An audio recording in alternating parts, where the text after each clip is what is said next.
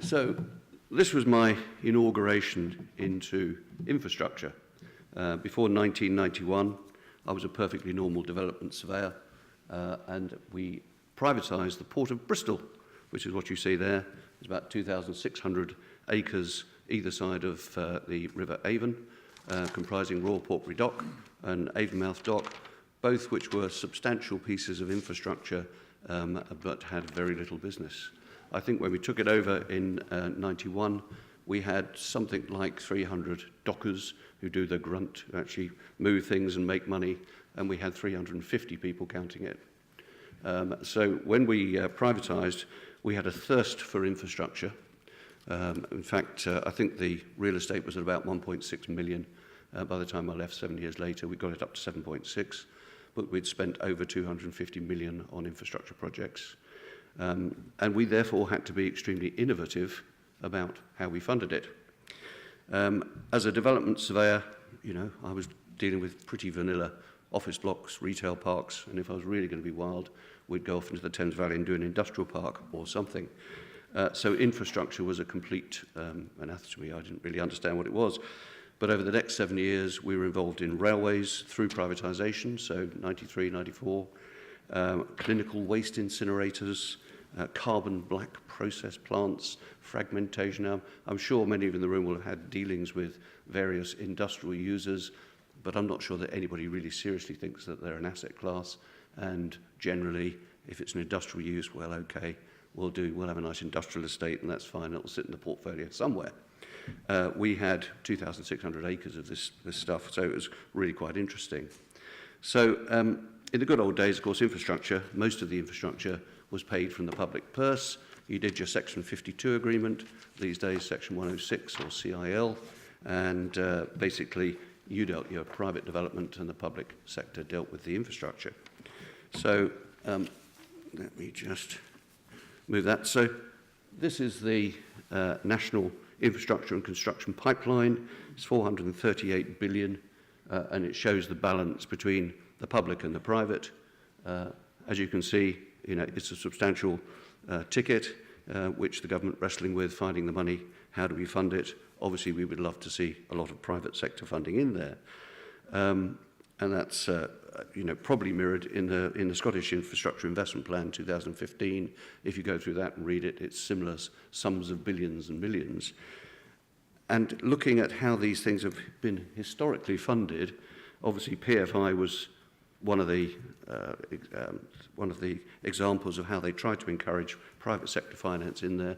It was very successful for a very short period of time, but then people had severe doubts about the value for money. The procurement cost, the bid costs were outrageous, and actually it only reached a very few of the industrial, you know, the property sector that we now know. So I imagine that one or two of you out there have had a big involvement in these PFI projects, and we now have PFI 2, but it's probably not the opportunities, certainly not the opportunities that I want to talk about. So what I wanted to do was actually to start off with some case studies. So how do we actually get into this? At the port, we had obviously a big automotive logistics role, and we built thousands of acres, literally, of car storage. The car storage was predominantly Far Eastern vessels being imported into the country and then either rail or roaded out. And some of those automotive manufacturers approached us and said, well, we would actually like you to come and deal with a new rail terminal for us because we're very conscious about our carbon, and we know that we can reduce our carbon footprint by starting to transport things by rail. So this is at Castle Bromwich. It's the Jaguar rail terminal. It's now in its second term. We've had 2 rent reviews, so we're now in the 12th year. It comprises a site of about 17 acres, and a chunk of that, where the railway sits, is leased from Network Rail. We had to do major rail works to actually achieve that, to make it work, because we haven't really invested in our freight railways for many, many years at that point. So we had to do something that would make the freight sidings work from an automated perspective. Standard 20-year lease agreement, and basically we procured the land and organised the construction, designed it with specialists, and we end up with a flow of about 130,000 vehicles per annum. If you look in the front section of the sort of grey line, that's where the rail terminal sits, and we have a long-term lease from Network Rail. But the actual grey area, you see it's quite an old photo, is also their loading pad, and it's actually their main vehicle distribution centre. So if you have a Jaguar car, the probability is it's been through that centre. The Jaguar factory is to the north of it, and the motorway you can just see in the bottom right-hand corner. So this is an absolute infrastructure project. Jaguar were really not wanting to get involved in actually railways and all of that sort of thing, so they basically were looking for a third party. So this comes to my point really that a lot of these infrastructure projects, whereas the typical charter surveyor's view of infrastructure is that this is a big public, massive PFI type project. There is a huge market of private to private infrastructure projects, which is where I believe that the real estate industry has a huge part to play. And there are some particular things about the infrastructure projects that we have to bear in mind, but the real estate profession are the right people to be dealing with this. They have a land understanding, they have a consents understanding, they have construction understanding, so they display all the right skill sets to actually deliver the infrastructure projects. So typically looking at the car terminal, it's a pretty normal transaction as far as property is concerned. It's a site, 12-acre site. We bought it freehold. We leased a bit, and basically there is a tenant, which is Jaguar Cars, who are basically wanting to run their cars through there. The difference lies in the railway. The railway component of this is a risk that most of the funds, the institutions, will not want to take the risks on operating a railway and all those legal risks, and we don't really want to see a derailment, however minor, and then Bill Hughes being carted off on a Saturday night. The issue here is how do you then de-risk it for the institutions?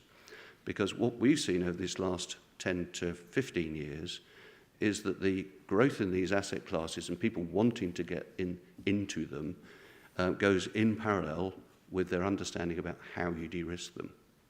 So the de-risking component of this particular project is all about the importance of the operator. Now, it's a tripartite agreement, therefore, that's the structure. And by instilling the operator is taking the responsibility of those operating components. And that's key. Because Jaguar Cars basically want to ship their cars, they pay a £5 a car, they're very happy, they'll guarantee a minimum throughput. They can pay a lease rent to the fund, which in this case is legal and general. And the operator also has an obligation to maintain the estate, but most particularly the railway, where we have access agreements, we have sidings agreements, we have operating agreements. And therefore, those three linkages, finishing with a commercial operating contract and some step-in rights for Jaguar, because every 5 years they like to change their operator, is the key to how you de-risk these sort of infrastructure projects and make them funder-friendly. Legal and General, who we work a lot with and very closely with, now have something like 8 rail terminals because we can see much better returns for these sort of projects. Most of it is a piece of flat land with tarmac on it. But it's a question of now looking at how you deal with these other components of risk. Now, that's all fine. I mean, it's a pretty simple model. But then when you actually look at the next project, we're now looking at the Castle Bromwich energy project. Much more complicated, more moving bits. This is a 10 megawatt gasification plant. It's using refuse-derived fuel, which is about 105,000 tonnes of, and refuse-derived fuel is the bit after you've recycled everything you can recycle up to a sensible level. So there's 105,000 tonnes of it coming in. It's direct wire, so we're generating energy in the gasification plant, and then we have a wire that literally slips underneath the road and goes straight onto the Jaguar Land Rover bus bar. So 85 million of capital cost. The IRR is something like 14%, ungeared. So it's a very attractive proposition in terms of a piece of infrastructure. And obviously, it does a number of things. So why? Well, when you actually look at the energy price, you will see in the box on the left-hand side your energy, whether you're a retailer or you're a corporate, is made up roughly of a little less than half for the production of the actual energy. So the brown section, the orangey section, is the cost, the wholesale cost of producing energy. Now, all of the rest of these bits, so you have distribution loss, balance servicing, supply margin, climate change levy, and finally VAT on the top. All of those sections are add-ons. It's just like petrol. The actual cost of the fuel itself is minimal, and then you've got all the various add-ons. So if you have a direct wire, which is your own power station, in effect, coming onto your busbar, you see that there's a very significant margin of opportunity.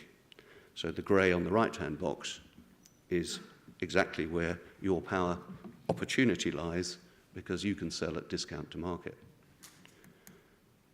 The other part of the energy bill in these terms of non-commodity charges that we call them non-commodity charges that we're looking at, is of course fuel wholesale prices have stayed fairly static.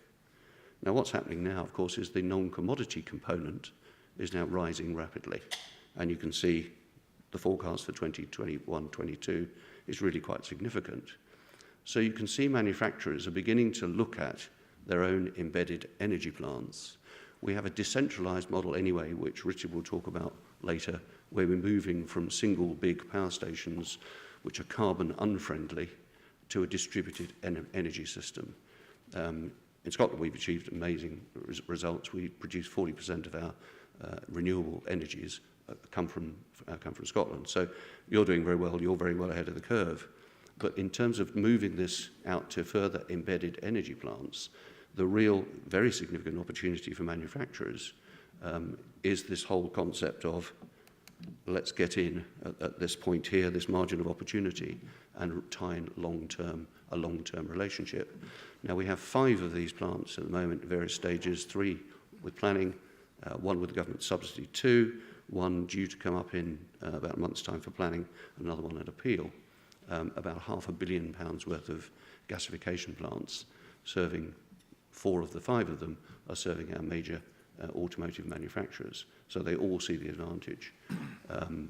Nissan, for instance, which is a very public project, I can talk about it, is something like 25 megawatts, which is the greater percentage of their total needs.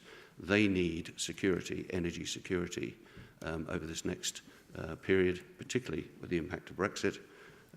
It's almost a precursor.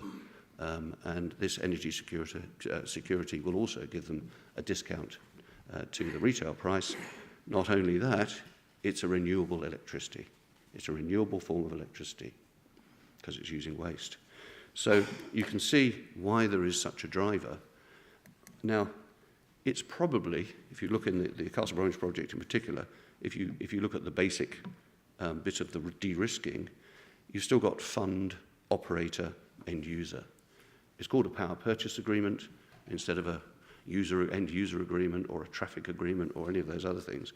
So power purchase agreement is a normal vernacular that everybody talks about in the energy industry, but in effect it's a commitment to pay.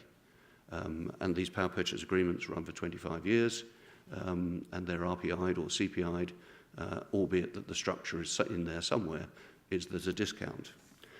The further complexities about energy projects, as we found over the last 5 years, is there's some other elements to it.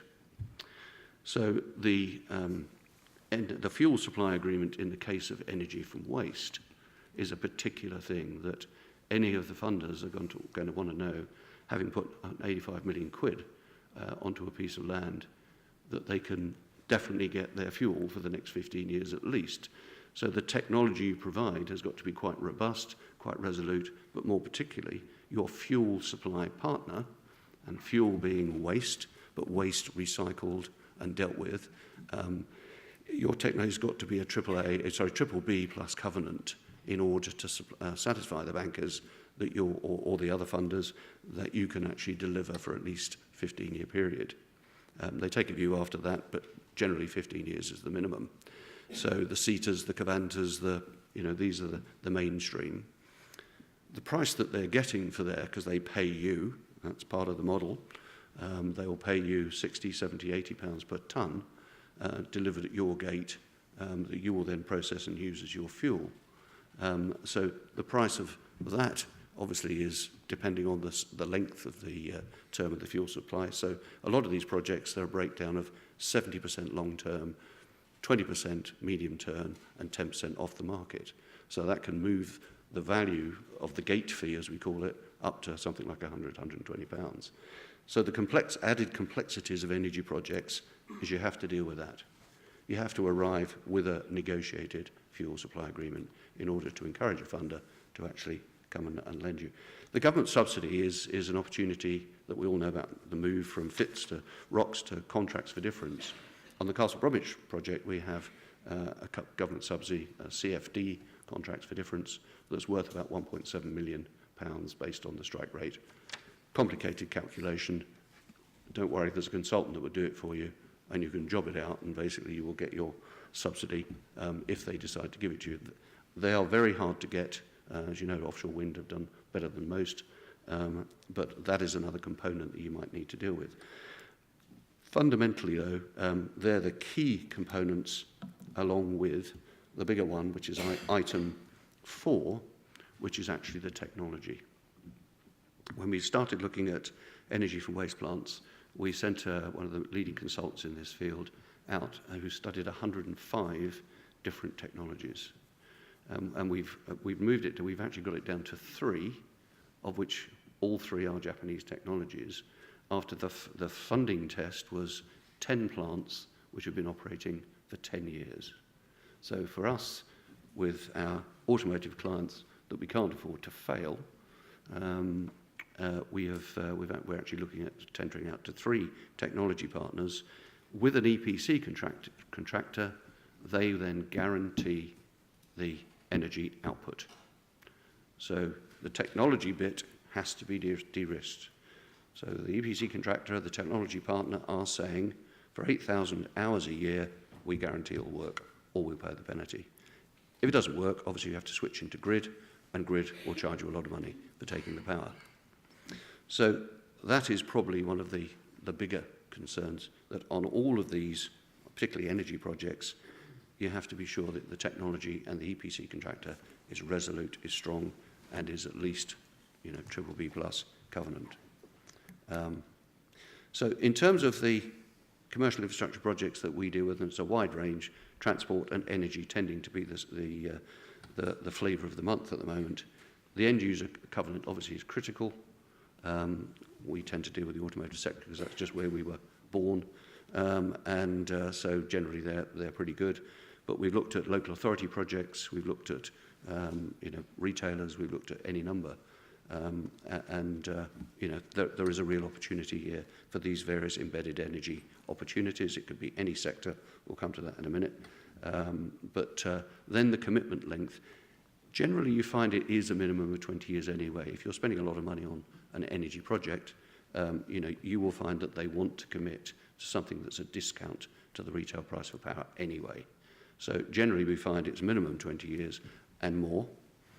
The proven technology, is an absolute, and they have to guarantee it and have the covenant strength to stand behind the guarantee. Carbon reduction, again, is a must. In virtually all of these projects, they're looking for carbon reduction. And therefore, because of all these other technology bits, you need an experienced professional team. So the difference between real estate and infrastructure is you certainly have more consultants. You certainly have, on a professional team, you certainly have more development cost in order to get you to a consent and an oven-ready project. And consultants that are going to persuade the funders that this is the right way forward. So there's an added level of complexity. But at the end of the day, it's still a project involving land, involving consent procurement, construction, and usually an end user and a fund or a landlord. So in terms of how do we get to this additional asset class of energy, and that we've been talking about for a long time, Andy mentioned it earlier on in response to one of the questions, is it energy or is it sustainability and climate change as the asset class? Because as I'll say in a few minutes, there's other things emerging, other things moving along very quickly. But the essence is, there are much greater returns in these asset classes if you've got the skill set to actually get past all of these technology barriers and there are many, but they are doable. So looking at the part of the brief was to actually look at the energy sectors, and some of these I'm actually going to leave because I don't want to jump on Richard's discussion, but I think solar, I mean, again, the audience will know an awful lot more about renewables for both solar and wind, and particularly Colin, so I won't jump on your area, but some of the beyond energy from waste, which obviously has a limit, because obviously limited by the amount of waste that we have in the UK. Interestingly, I'm sure you'd like to hear that of the 30 million tonnes of waste that we generate, there's about 4 to 5 million tonnes going spare, of which we export probably 2 to 2.5 to Europe. And if you're an energy nerd like me, you have an app that tells you on the interconnectors, because we have these interconnectors that then send the power back to us. So we basically pay France to take our waste, and then what we do is today, right now, the energy app's telling us there's 6.7% of energy coming back from France on the interconnector. So we have a lot of opportunity for energy from waste plants in that there's a lot of waste out there, and we shouldn't be generating carbon by sending that all the way over to France, Belgium and Holland, which is what we currently do. Battery storage is another big sector, and I don't know how many of you have been involved in battery storage projects. There are sort of many aspects of the battery storage. In the automotive sector, just taking the batteries, putting them into electric vehicles, charging them is a complete sector in itself for infrastructure. And again, I think Richard's going to talk about that. Once they're used and they're out of the vehicles, they have an afterlife. So to actually try and retain some of the value of the batteries, they need and are looking for land, and they're looking to put these into battery storage facilities. So where you're getting peak loads, you charge the batteries, you draw from the batteries, and during the quiet times you charge them. So that is a growing area. We have 2 sites of about 2.5, 3 acres. But coming it back to real estate, it's producing probably 1.5 to 2 times industrial values. So energy, the energy from waste plants are probably producing 4 to 5 times industrial values. And bear in mind, on something like the Castle Bromwich project, which is only 3 acres, we're seeing a very significant 100 million spend. So is the syndicate banks going to walk away from the rent? Probably not, or else somebody has a very expensive energy from waste plant they can sell. So the yields there are also very attractive. So in real estate terms, this energy sector, battery storage is a couple of acres. Smart grid, I'll leave you, Richard, to talk about and pick up. And on the EV vehicles, the whole EV vehicle issue, there are enormous opportunities. So energy generally, can be seen as a very attractive asset class, real estate asset class. The next thing that I believe is coming at us quite fast is the issue of carbon sequestration. A little note there that gives you some basics. But we've talked carbon sequestration for many years, and I think some of the ideas have been to bury it in the North Sea, all of which are well without our range. But what we're seeing, I mean, literally daily, I get a press announcement for new carbon sequestration opportunities. We're seeing a real growth in things that are going to deal with carbon, deal with plastic, and they all need land. And most of them need some form of process plant, and most of those plants are linked to energy of some description. Now they need heat, or they need some cheaper form of energy to deal with them. So dealing with the sort of physical storage of it is certainly not an area that I would promote. Chemical filtration and biological conversion I will talk about very briefly, because that is I think a very fascinating and interesting area to go to. And this is done by the use of a couple of mediums. It can be converted using pelletizing it. So you attract the carbon onto a pelletized. There's a new business just opened up in Cambridge, CCM, that are now doing that and using that as fertilizer. But the one that I think is really groundbreaking is the use of microalgae. Now this again is a sector that I doubt most people will have heard of. But microalgae is, it's like normal algae, seaweed, but it's very, very small. There are something like 300,000 different strains of it. And just like any plant, you can derive chemicals from that. Now, how do you grow it? Well, you grow it on a pond, you can grow it in an open area, and they're doing lots of experiments in Spain and Southern California, where they're basically feeding these various ponds and growing the microalgae and selling the microalgae as a product. And the microalgae is then used to, whether it's animal feed, whether it's chemicals, whether it's biofuels. They're beginning to understand, and the Americans are a lot further ahead of this than we are, they're beginning to understand the value of microalgae. We have been looking to get involved with the microalgae business because we feel that we need the carbon sequestration at the end of the power plants. The big debate on energy from waste is that whilst it's a renewable fuel, what comes out of the chimney is still CO2. So we've been looking for how do you sequestrate the CO2 component, and therefore this is why the microalgae approach is interesting. How do you deal with the CO2? Well, you'll see these glass tubes. If you're not going to grow it in an open pond, which doesn't really work in Castle Bromwich, because you don't get the sun. But if you want to actually try and grow the microalgae in almost laboratory-like conditions, these are called photobioreactors, and it's 4 tubes, and basically you bubble the flue gas up from the bottom to the top, you put some water in there, nutrient in there, and you actually feed it with this microalgae, microalgae strain. Now, the particular microalgae strain that we have, this is our pilot plant in Baltimore in the US, and the particular strain that we're using out there is something called Senodecimus. I'll show you a picture in a minute. But what that does, that derives a very valuable chemical called lutein. Lutein is they use in eye drops and eye operations, and it's a extremely valuable chemical. So it shows that this microalgae can actually produce a very significant value. Why do we want it? It's not that we're necessarily so interested in the value of that. The issue is that we can sequestrate almost 100% of our carbon. So if you then look at the ramifications of that, well, if we can do it on a new energy from waste plant, well, there's no reason why you can't use that in other sectors, other manufacturing sectors. Anything that has a flue, anything that's producing CO2, you can look at producing microalgae. Now, because microalgae produces a value, the capital cost of the kit is an opportunity to actually pay for that and get the CO2 sequestrated for almost free.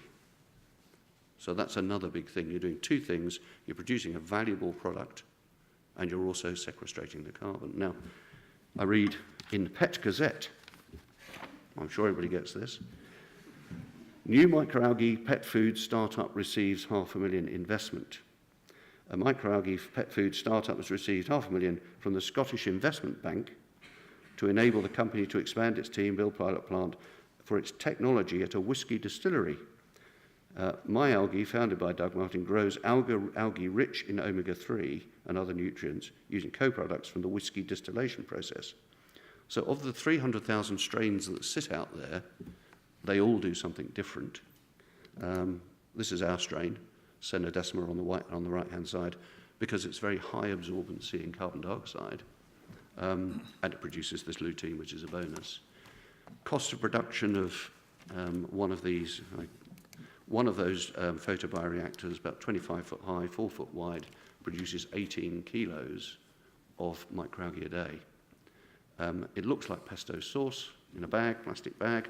Later, somebody takes it away and actually processes it. So you're looking at values of probably $10 a kilo. Now, the value of lutein is something like $1,200 a kilo. Now, obviously, you've got to do a lot between $10 and $1,200, but bear in mind that what we're really targeting is the ability to convert CO2 into oxygen.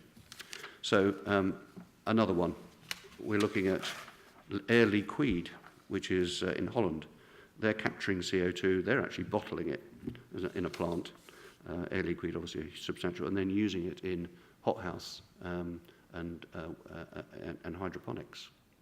So what's I think is interesting is that the technology side of things is moving extremely fast. I won't bore you with that detail.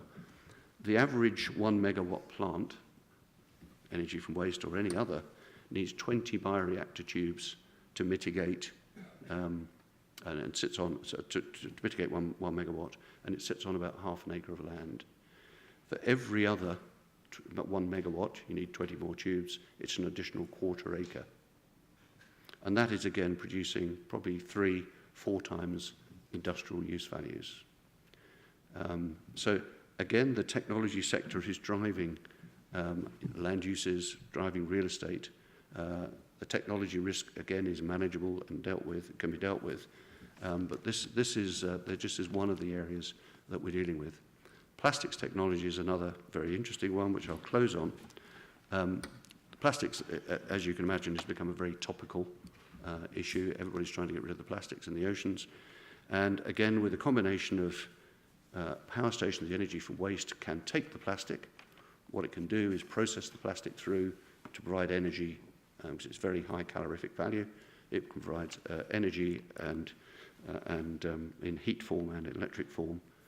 That comes through with its flue gas. You then take the flue gas, that's CO2 on one half, methane on the other, and then what you can make out of it is bioplastics. So you can convert plastic to bioplastic. So that's another technology that's happening and coming at us very fast. So I think a lot of the climate change sustainability technologies, which are moving very fast indeed, present a new asset class. And that's where I'd like to finish. The best idea hasn't been thought of yet. I think it's a Mark Twain quote. But when it has been, it'll need funding. Thank you.